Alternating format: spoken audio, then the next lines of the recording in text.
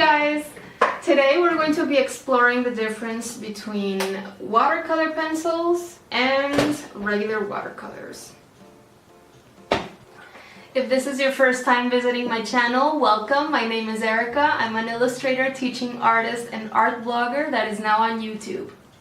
Today's video is going to include two different time lapses. One of myself painting an apple using watercolors, and the other one painting an apple using watercolor pencils. I'm going to be explaining tips and tricks and how to use them throughout the painting process, and also at the end we're going to be able to understand the similarities and the differences between the two mediums. So let's get into it. So the first painting process that you're going to see me do here today is the one using watercolor pencils. And after I finish with this one, I'm going to show you the painting process of the exact same apple using watercolor paints. And what I'm going to do while you see me paint is I'm going to talk about the supplies that you need, then I'm going to talk about the process, and at the end, I'm going to talk about the final product. I'm going to be making comments throughout the process, and then we're going to be able to compare both art mediums so that we can reach our conclusions. Okay, so starting with the watercolor pencil piece, what you're going to be needing is a pencil, an eraser, watercolor paper, which doesn't necessarily have to be the best. You're going to need at least one brush with not so soft bristles. Some artists like using actually paintbrushes intended for acrylics for this type of medium because it allows you to push the pigment around on the paper a lot easier. And then you're gonna need your set of watercolor pencils. You're gonna need a cup of water, and it's optional, but I like to have a rag around that I use for lifting throughout the process. Next, I'm going to be walking you through the general steps that creating a watercolor pencil piece entails. To start off, you're going to create your initial pencil sketch lightly on your watercolor paper, using whatever reference picture you choose to use. Then, you're going to start laying down your colors as you see fit, making sure that you're looking at your reference picture continuously. Make sure that you lay down a good amount of color on your paper right off the bat. You can start mixing them together the way that you would with regular colored pencils. But something important here is going to be to leave the widest areas in your picture with no color at all. Make sure that you protect your whites from the beginning the same way that you would when you're using watercolor paints. I also want to remind you that you should not be pressing down so hard with your watercolor pencil. Make sure that you're not burnishing, you're not damaging your paper. So make sure that you add quite a bit of color, but do not press so hard down on your paper. And once you're done coloring in your initial pencil sketch, except for the white areas, you're going to take your paintbrush and add a small amount of water to it. Make sure that it's not dripping with water, it's just a small amount. And you're going to start activating your paint. I like using up and down motions, or I also like creating little circular motions and activating my paints this way. As you're activating your initial layer of paint, just be careful not to spread it into the white areas. Make sure that you are still protecting these areas and leaving them untouched. Once you're done with your first layer of paint, you're going to allow it to dry completely. This is super important. And you're going to go back in with a second layer of colored pencils. So try to look at your reference picture and see which areas require a deeper value or another wash of color and go from there. Something to remember here when you're starting to add second, third, or fourth layers of paint is that you're not actually trying to cover up your initial layer of paint completely. You're just starting to add in values where you actually need those values to be.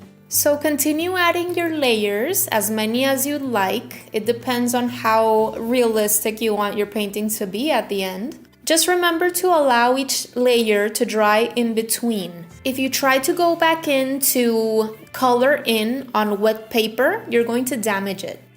Two interesting things that you can do with watercolor pencil are that you can take paint straight off from the tip with a wet brush. And also you can go back in with a colored pencil straight on wet paper, but you have to make sure that this is only going to be for your very darkest values and that you're being super careful when you're doing it. So once you're done with all of your layers of paint, it's up to you if you want to add some final line work. This is something that the versatility of watercolor pencils allows you to do. You can decide if you want to do some outlines or some expressive lines that'll make your artwork more unique. So moving on to the watercolor painting process, the supplies that you're going to be needing are a pencil, an eraser, watercolor paper, a set of watercolor paints, at least one brush that has softer bristles, a color mixing palette, a cup of water, and a rag.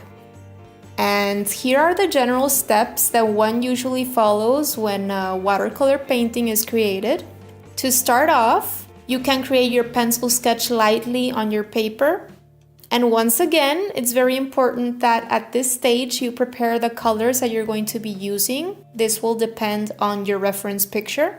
I really cannot emphasize enough how important it is to prepare your colors before moving on to the painting process. So always make sure that you have your colors planned and prepared. With watercolor painting, you're going to be using a palette to prepare your colors, either straight from your set or by mixing them yourself. But you're going to make sure to create light values or very light transparent versions of your colors that you're going to be using prior to starting your painting. So once that's done, you're going to start adding in your first layer of very transparent paint, making sure to protect the whites. Leave the whites completely blank. I personally rarely use wet on wet, and if I do, it's mostly for my backgrounds.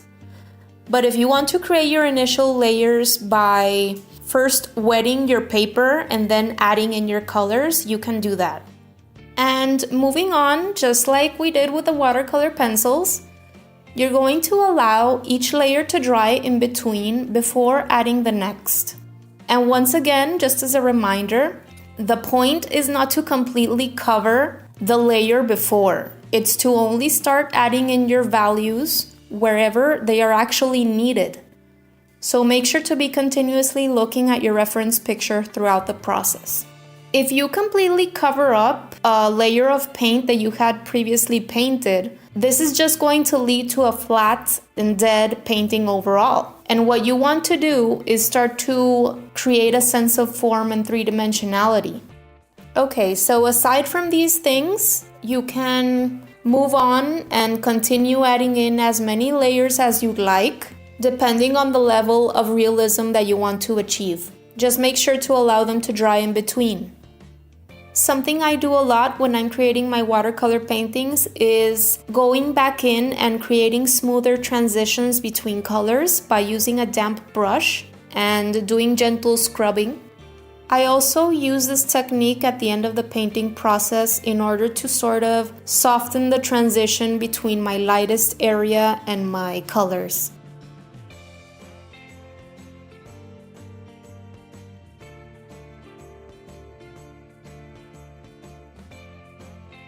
So to finish up, if we compare these two end products side by side, the watercolor pencil painting is a lot tighter and has more details overall than the watercolor painting.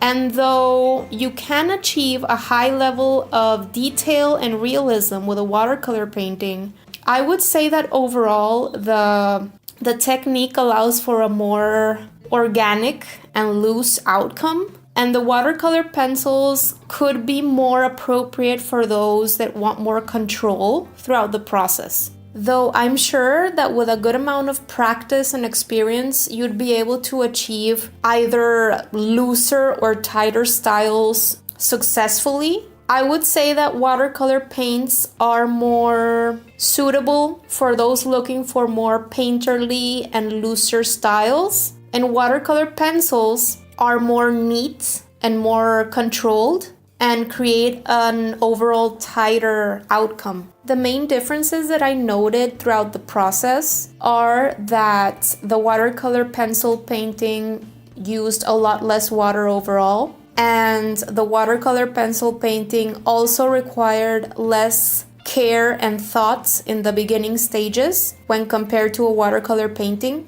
And with regular watercolors, it may be a little bit more difficult to protect the whites because usually we use more water with this type of technique. Regular watercolor paints also require you to spend a little bit more time preparing your colors before you start with the process. And the main difference between the two is that watercolor pencils are practically a drawing and a painting medium mixed together into one, when watercolor paint is a painting medium. So I would say that generally speaking, if as an artist you're more into painting and developing your painting skills, watercolor pencils may not be as enjoyable for you. But if you're very much into drawing or creating cool line work, or maybe you're more a mixed media type of artist, then watercolor pencils could be very enjoyable for you. And in terms of similarities, they share quite a few.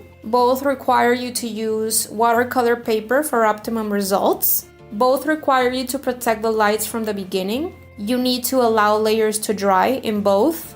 Both dry lighter than they look when they are wet. They can be mixed together to create one same project. You can create effects with both. And finally, I would say that both art mediums have their learning curves. They both require you to get used to the amount of water that you have to have in your paintbrush in order to create your desired effects. But both allow for the artist to produce his or her own art styles. Okay everyone, that's it. That's the end of the video. I hope that you found it helpful and that it inspired you to go and create some art today. I would absolutely love to have you here in my channel more, so don't forget to comment, like, and subscribe if you like this kind of thing. As always, I'm going to leave a lot of information down below in the description box about the supplies that I used here today, and I'll also be leaving links to all my different social media channels so you can find me there and see what I'm up to on a daily basis. I'm also going to be leaving the link to the blog post that I wrote that is directly related to this video, and it's going to have a free downloadable PDF at the end of the outline drawing of this apple that I used here today in case you wanted to practice with. Okay guys, that's it. Thank you so much for watching, and I hope to see you back here next week for more art related videos. Bye!